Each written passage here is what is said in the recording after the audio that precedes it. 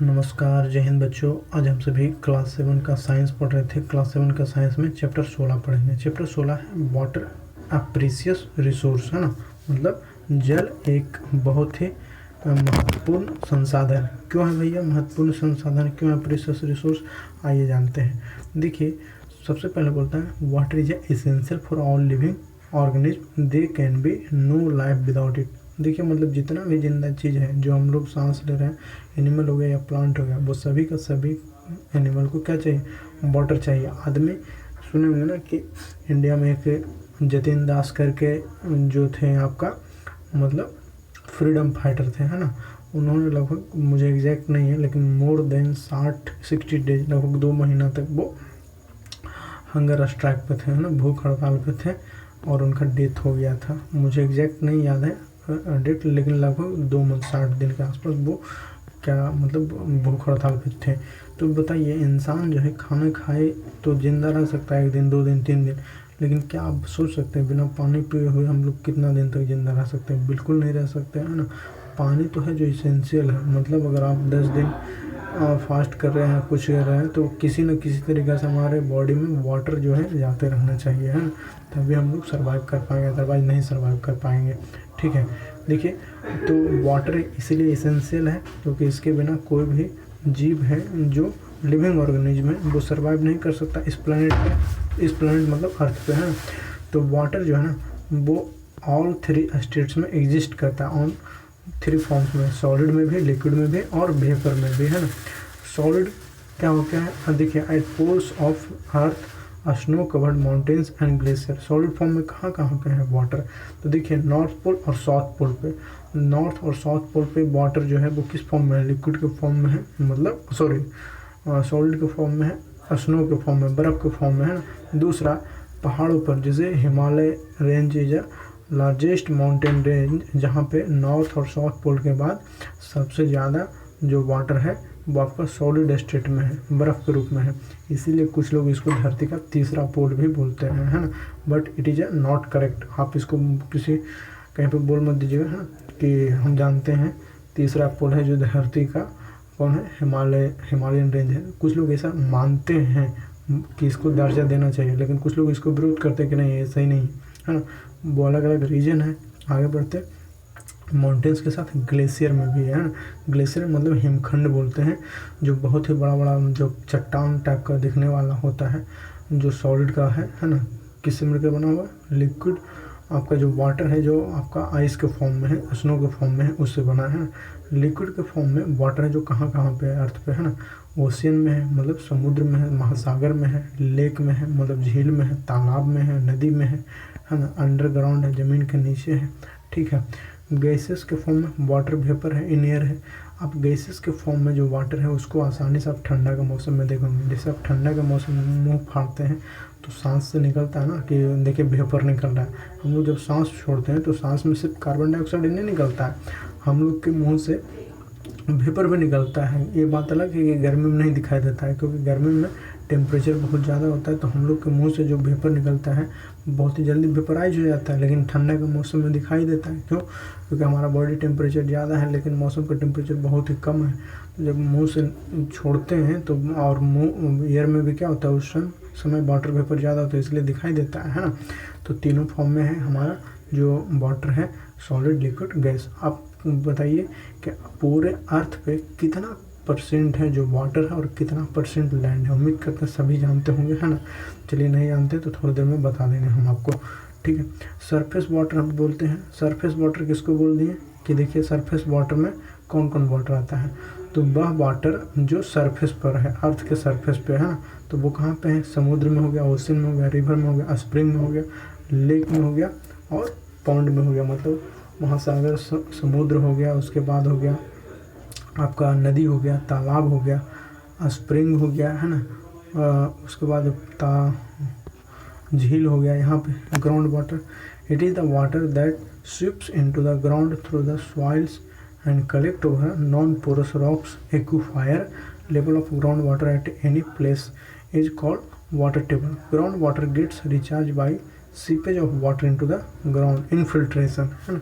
तो देखिए क्या होता है जो ज़मीन के नीचे पानी है, हम लोग क्या करते हैं घर में, शहर में करते हैं, अब तो गांव में भी होने लगा है। हम लोग चापाकल लगा देते हैं, है ना, हैंडपंप लगा देते हैं। चापाकल को इंग्लिश में हैंडपंप बोलते हैं।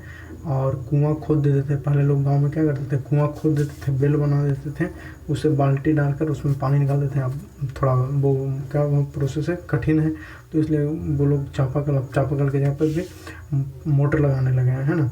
घर में हम लोग मोटर लगा देते हैं, पंपिंग मोटर, जिससे ज़मीन से पानी खींच के टंकी में भरते हैं छत पे, और आसानी से वाटर टैप नल खोल के पानी का यूज करते रहते हैं। तो ये जो ग्राउंड वाटर आ रहा है वो कैसे आ रहा है, क्योंकि ज़मीन के नीचे कहीं ना कहीं पहाड़ है। तो वो पहाड़ क्या करके रखा है, पहाड़ के ऊपर है जो पानी ऊपर से रिस के ज़मीन के नीचे जाता है, तो उसको होल्ड करके रखता है। अगर मान लीजिए पहाड़ नहीं होता तो पानी तो बहुत नीचे तक चला जाता है, हमको ज़्यादा पाइप डालना पड़ेगा, है ना। देखिए कहीं कहीं पर कुछ टाउन में आप सुनते होंगे ना कि वाटर लेवल बहुत कम है, मतलब 15 फीट खोदेंगे जो नदी के किनारे है, वहाँ पे 15 फीट पे 20 फीट पे कहीं कहीं पे पानी आ जाता है, उनको वाटर मिल जाता है। कहीं कहीं पे 300-300 फीट नीचे तक पाइप धंसा रहे हैं, लेकिन वहाँ पे पानी नहीं है। इसका मतलब वहाँ पे ग्राउंड वाटर जो है वो बहुत ही नीचे है ना। मतलब वहाँ पे जो होल्ड करने के लिए जो एक्विफायर है, जो नॉन पोरस रॉक है, वो बहुत ही नीचे है। या फिर बोल सकते हैं वहाँ पर ओवर कंजप्शन है, लोग इतना पानी का यूज कर लिए हैं कि ग्राउंड वाटर लेवल है जो बहुत ही नीचे चला गया है ना। तो देखिए ग्राउंड वाटर का मतलब क्या हो गया, जो पानी ज़मीन के नीचे है उसको ग्राउंड वाटर बोलते हैं। और हर साल रिचार्ज होता रहता है। रिचार्ज कैसे होता रहता है, देखिए रिचार्ज होता रहता है कि लोग जो है ना, जिससे हर साल रेनफॉल होता है, बारिश होता है, तो बारिश के कारण जो पानी है वो फिर रिस के नीचे जाते रहता है। लेकिन आज एक समस्या है, बहुत ही तेज़ी से हम लोग ड्रेनेज सिस्टम स्ट्रॉन्ग होने के कारण है कि जो वाटर जल्दी से कलेक्ट होकर रिवर में चला जाता है और रिवर से फ्लो होकर फिर ओशन में चला जाता है। तो हम लोग को मुश्किल हो गया है कि बारिश तो हो रहा है, बहुत ही एडुकेट अमाउंट में हो रहा है, लेकिन फिर भी ग्राउंड वाटर रिचार्ज नहीं हो रहा है। तो इसके लिए हम लोग क्या कर रहे हैं कि बहुत सारा हम लोग को प्रोसेस यूज कर रहे हैं ग्राउंड वाटर रिचार्जिंग के लिए, है ना। कि जैसे बहुत सारा गड्ढा खोदते हैं ताकि हमारा जो शहर का पानी है वो शहर के ज़मीन के अंदर ही ग्राउंड वाटर को रिचार्ज करें। अगर नहीं करेंगे तो आने वाला फ्यूचर में क्या हो जाएगा कि ऐसा टाइम आएगा कि हम तो यूज कर रहे हैं एडुकेट अमाउंट में, है ना। हो सकता है आपका बेटा, आपकी बेटी, हो सकता है आपका नतनी पोती, है ना, वो लोग यूज नहीं कर पाए, है ना। तो ये बहुत ही दिक्कत वाला समस्या है। तो हम लोग को दो चीज़ समझना चाहिए, एक तो पानी जितना हो सके उतना ही यूज कीजिए, और नहीं तो साथ में साथ पानी को सेव कीजिए, है ना। ग्राउंड वाटर को अगर आप रिचार्ज नहीं कर सकते हैं तो चलिए आगे बढ़ते हैं। वाटर स्कार्सिटी, देखिए वाटर स्कार्सिटी क्यों होता है, इसका दो कारण है। देखिए सीधा बात है कि अगर आपके पास 1 लीटर पानी है ना, आप स्कूल गए हैं, अगर आप 2 बहन हैं और दोनों स्कूल गए हैं, 1 ही लीटर पानी लेकर गए हैं, तो आपको लंच में उसी 1 लीटर पानी से दोनों को यूज करना है, ठीक है। अभी मत बोलिएगा कि सर स्कूल में है जो हमारा क्या बोलता है वहाँ पे आरओ लगा है, मान लीजिए कि अगर नहीं है तो ठीक है, ख़राब हो गया है, नहीं काम कर रहा, तो मान लीजिए 1 लीटर पानी आपको 2 लोग को यूज करना है ना। दूसरा, अगर कोई एक ही स्टूडेंट है, वो अकेला गया है, मतलब उसका भाई बहन कोई नहीं है, ठीक है, तो उसके पास भी 1 लीटर पानी है, तो उसके पास तो आपसे ज़्यादा है ना। तो यहाँ पर दो चीज़ देखिए, मतलब एक धरती के कुछ जगह यहाँ पे है जहाँ पे वाटर एडिक्वेट अमाउंट में है, लेकिन कंज्यूमर जो है वो कम है ना। तो वहाँ के ग्राउंड वाटर या जो पानी की कमी है उनको कम झेलना पड़ेगा। लेकिन दूसरी तरफ वहाँ पर जहाँ पर वाटर कम है लेकिन यूजर ज़्यादा है, कंज्यूमर ज़्यादा है, पानी का यूज करने वाले लोग ज़्यादा है, तो वहाँ क्या होगा, पानी का स्कार्सिटी हो जाएगा, पानी का कमी हो जाएगा, दिक्कत हो जाएगा, है ना। तो इस प्रोसेस, इसको क्या बोलते हैं, वाटर स्कार्सिटी, है ना। तो पानी की कमी होने का मतलब वाटर स्कार्सिटी हो गया। तो क्या क्या कारण है, तो देखिए डिप्लेशन ऑफ वाटर टेबल।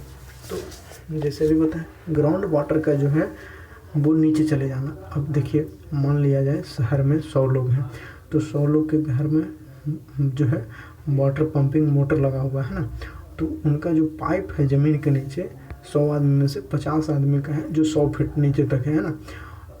और अभी जो ग्राउंड वाटर का जो लेवल है वो 90 फीट पे है, तब तो उनका यूज हो रहा है। लेकिन अगर किसी आदमी का, बाकी 50 आदमी का जो ग्राउंड वाटर पंपिंग मोटर का जो पाइप है वो 150 फीट पर है, तो अब देखिए अगर ग्राउंड वाटर लेवल जो है वो 90 फीट से चला जाए 120 फीट पे, तो बताइए जो 100 फीट पर जिनका पंपिंग मोटर का जो पाइप था वो यूज नहीं कर पाएंगे, है ना। क्यों? क्योंकि वाटर टेबल नीचे चला गया, तो इसके कारण उनको दिक्कत होगा। पैसा ज़्यादा है तो लगवाइए नया, नहीं तो दिक्कत फेस कीजिए, यही होगा। तो देखिए दूसरा कि ज़्यादा नीचे में, ज़मीन के नीचे जो पाइप है तो वो तो यूज कर पाएंगे, है ना। तो सबसे पहला क्या हो गया? Depletion of water table. तो डिप्लेशन ऑफ वाटर टेबल का क्या क्या कारण है तो अभी बताएं। देखिए increase population, decreases open areas which decreases seepage of rain water. तो देखिए दो चीज़ हुआ, पहला कि पॉपुलेशन ज़्यादा हो गया, मतलब पानी उतना ही है, कंज्यूमर बढ़ गया, मतलब ज़्यादा लोग को पानी चाहिए। देखिए दूसरा है कि हर साल रेन वाटर रिचार्ज नहीं हो रहा है जितना अमाउंट में होना चाहिए, है ना। जैसे कि एक साल में वाटर टेबल है जो 10 फीट नीचे गया और रेनफॉल हुआ इतना, जिससे ग्राउंड वाटर 5 ही फीट ऊपर आया है, तो फिर अगला साल तो और नीचे चला जाएगा ना वाटर टेबल। देखिए इसका क्या कारण है। देखिए increasing industries more water is down out from the ground. देखिए अब फैक्ट्री ज़्यादा लग गया है तो ज़्यादा फैक्ट्री को भी चलाने के लिए क्या है, पानी का यूज ज़रूरी है। अगर वो पानी का यूज नहीं करेंगे तो उनका फैक्ट्री नहीं चलेगा, क्योंकि बहुत सारा चीज़ होता है उनको प्योरीफाई करना रहता है ना, तो इसके कारण भी वाटर का कमी हुआ। तीसरा agricultural activities irrigation system failed due to the erratic rainfall which result in the increase use of ground water. देखिए मतलब अब खेत में जो फसल है, जो क्रॉप है जिसको हम लोग कंज्यूम करते हैं, चाहे वो आपका रबी क्रॉप हो या फिर आपका खरीफ क्रॉप हो, है ना, हम लोग या ग्रेन हो या जो भी हम लोग खाने के लिए यूज करते हैं, तो उसमें से क्या होता है, वाटर का ज़रूरत है। अगर वाटर ज़्यादा यूज करेंगे तो भी ग्राउंड वाटर नीचे जाएगा। फिर देखिए अनइवन डिस्ट्रीब्यूशन ऑफ रेनफॉल। देखिए रेनफॉल भी अनइवन है। देखिए आपको जानते हैं ना कि इंडिया में जैसे सबसे कम बारिश कहाँ होता है, राजस्थान में, वहाँ डेजर्ट है, डेजर्ट में सबसे कम बारिश होता है ना। सबसे ज़्यादा बारिश कहाँ पे होता है इंडिया में, आप जानते होंगे, मेघालय स्टेट के चेरापूंजी, एक जगह है चेरापूंजी का मानसीराम में, है ना, मानसीराम में, तो वहाँ पे सबसे ज़्यादा एडिक्वेट अमाउंट में रेनफॉल होता है, सबसे ज़्यादा पूरे वर्ल्ड में होता है, इंडिया में क्या है ना। लेकिन कुछ एरियाज हैं जहाँ पे रेनफॉल बहुत ही ज़्यादा होता है, जैसे केरला हो गया, असम हो गया, है ना। तो यहाँ पे कुछ स्टेट के मुकाबले भी ज़्यादा बारिश होता है, लेकिन बहुत सारा स्टेट में जैसे आपका रेनफॉल ही नहीं होगा, राजस्थान में, तो वहाँ ग्राउंड वाटर रिचार्ज नहीं होगा, तो वहाँ के लोग को ज़्यादा प्रॉब्लम्स होगा, है ना। उसके बाद स्कैंटी रेनफॉल्स, मतलब बारिश तो हुआ लेकिन बहुत ही कम, मतलब जहाँ पर देखिए एक साल के अंदर जैसे 100 mm बारिश होता है ना, 100 मिलीमीटर, तो वहाँ पे 5 मिलीमीटर हो रहा है ना, 10 मिलीमीटर हो रहा है, तो क्या मतलब सही नहीं है ना।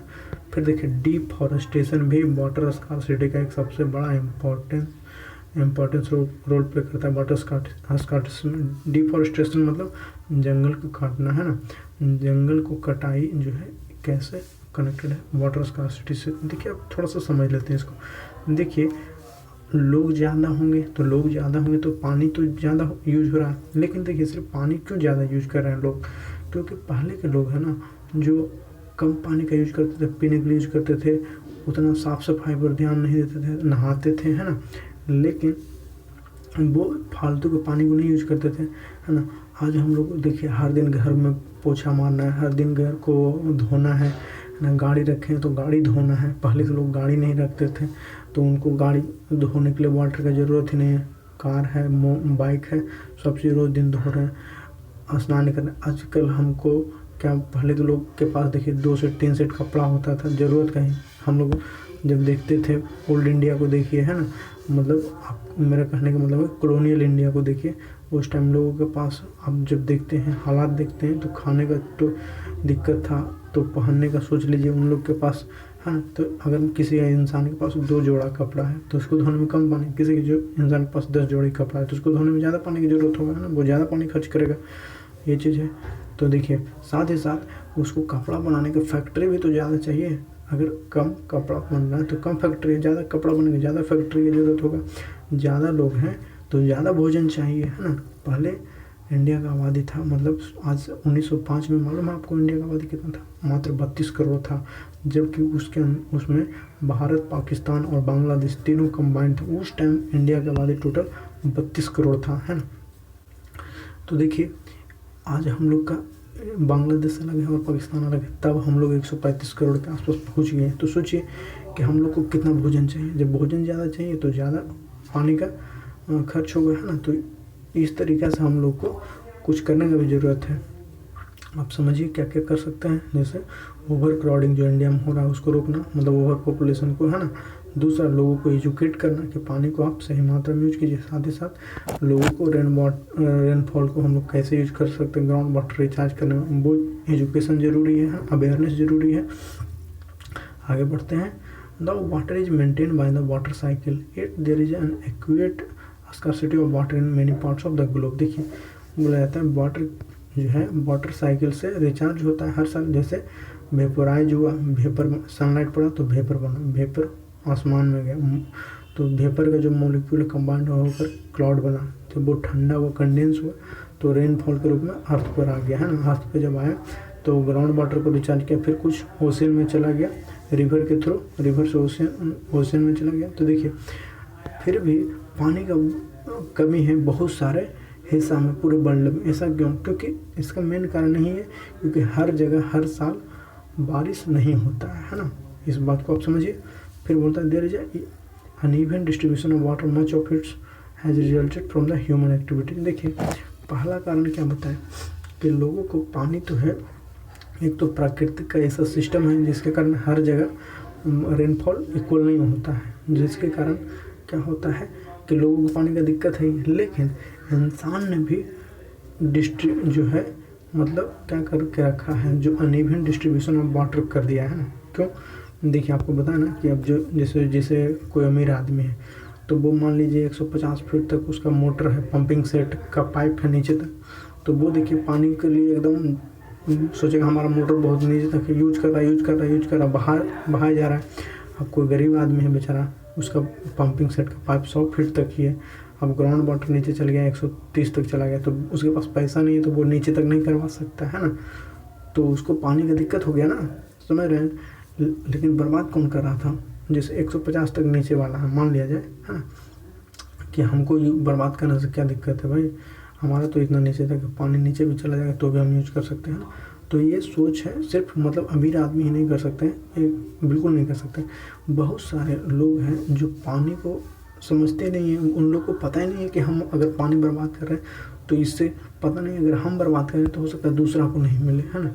ये चीज़ वो जानते नहीं है, तो उनको हमको अवेयर करने की ज़रूरत है। देखिए rapid growth of industries, increasing population, growing irrigation requirement and mismanagement are some of the cause for the water shortage. अभी देखिए बता दिए कि देखिए इरीगेशन है ना, तो इरीगेशन के भी हमारा ओल्ड मेथड है ना, इसमें भी नया नया इरीगेशन मेथड यूज करने की जरूरत है। जैसे ड्रिप इरीगेशन है, ड्रिप इरीगेशन में क्या होता है कि हम लोग सिर्फ प्लांट के ऊपर ही पानी डालते हैं, लेकिन अभी जो इरीगेशन करते हैं उसमें क्या करते हैं हम लोग ज़मीन के लैंड के ऊपर पानी डालते हैं, जिससे क्या होता है कि मतलब जैसे जहाँ पे प्लांट का जो रूट्स है वहाँ पर तो पानी डालते ही है, साथ में बहुत सारा ऐसे पार्ट्स में खेत में डाल देते हैं पानी जहाँ पे वाटर का ज़रूरत ही नहीं है ना।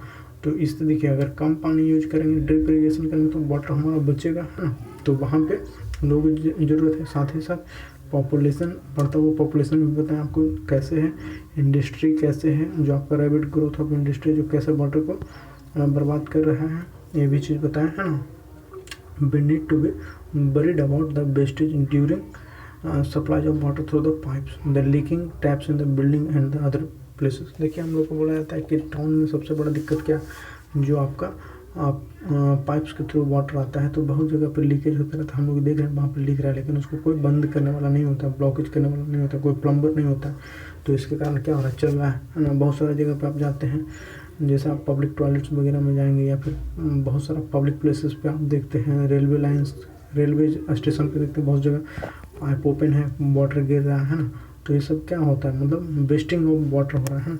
Unnecessary use of water and over drawing from the ground water should be avoided. देखिए अननेसेसरी ऑफ वाटर, रोज़ दिन कार को धोना क्या ज़रूरी है ना, रोज़ दिन घर में पोछा मारना क्या ज़रूरी है, ठीक है। इस तरीक़े से रोज़ दिन कपड़ा धोना क्या ज़रूरी है, मतलब ऐसा नहीं है कि हम एक ही बार 10 दिन कपड़ा को पहन के उसको धोएंगे। हाँ ये तो कर ही सकते हैं ना, एक बार पहन लिए गंदा नहीं हुआ दोबारा पहन सकते हैं। मेरा कहने का मतलब ये है कि हम उसको मैनेज कर सकते हैं ना। Recharge of water to the ground should be increase, मतलब तभी हम लोग को होगा कि जो बारिश हो रहा है उस वाटर को बचाकर जितना से ज़्यादा हो सके ग्राउंड वाटर को रिचार्ज करें, है ना।